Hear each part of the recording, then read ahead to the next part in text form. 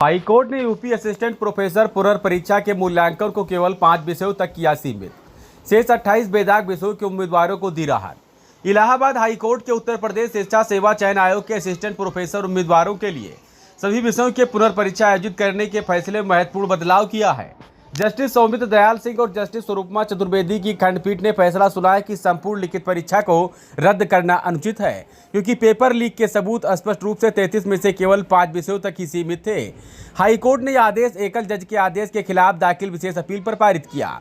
विशेष appeal पर बहस करते हुए सीनियर एडवोकेट राहुल श्रीपत एवं ईशिर श्रीपत ने कोर्ट को बताया कि 33 विषयों में असिस्टेंट प्रोफेसर के 910 पदों पर चयन के लिए मूल रूप से 16 और 17 अप्रैल 2025 को लिखित परीक्षा आयोजित की गई थी। पेपर लीक के आरोपों की जांच के बाद आयोग और राज्य सरकार ने सभी विषयों के लिए नई परीक्षा का आदेश दिया था।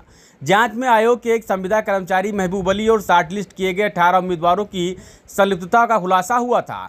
न्यायालय ने पाया कि लीक के स्थापित साक्ष्यों से केवल 5 विशिष्ट विषयों के उम्मीदवारों को लाभ हुआ। इसमें उर्दू, हिंदी, भूगोल, समाजशास्त्र और जंतु विज्ञान था। अदालत ने उल्लेख किया है कि प्राथमिकी दर्ज होने के 1 वर्ष बीत जाने के बावजूद ऐसा कोई सबूत सामने नहीं आया जो यह बताए कि पेपर लीक ने शेष 28 विषयों को प्रभावित किया है। वे 682 पद शामिल हैं।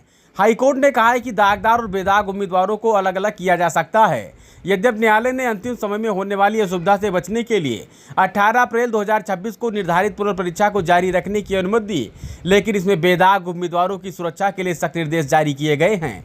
हाईकोर्ट ने कहा है कि 28 बेदाग विषयों के लिए कोई मूल्यांकन नहीं होगा। आयोग को निर्देश दिया गया है कि वह 28 बेदाग विषयों जैसे अंग्रेजी, रसायन विज्ञान, कानून, इतिहास, भौतिकी आदि के उम्मीदवारों के लिए 18 अप्रैल 2026 की पुनर्परीक्षा की OMR सीट का मूल्यांकन न करें। मूल्यांकन 5 दागदार विषयों तक सीमित रहेगा। आयोग 18 अप्रैल 2026 की पुनर्परीक्षा से केवल उन उम्मीदवारों की OMR सीट का मूल्यांकन करेगा जो 5 दागदार विषयों जैसे उर्दू, समाजशास्त्र, जंतु विज्ञान, हिंदी और भूगोल में उपस्थित होंगे। आदेश में कहा गया है कि अंतिम साक्षात्कार चरण के लिए आयोग को 28 बेदाग विषयों के लिए अप्रैल 2025 की मूल परीक्षा से शॉर्टलिस्ट किए गए उम्मीदवारों को संकलित करना होगा और उन्हें 5 दागदार विषयों के लिए पुनर्परीक्षा से नए शॉर्टलिस्ट किए गए उम्मीदवारों के साथ मिलाना होगा।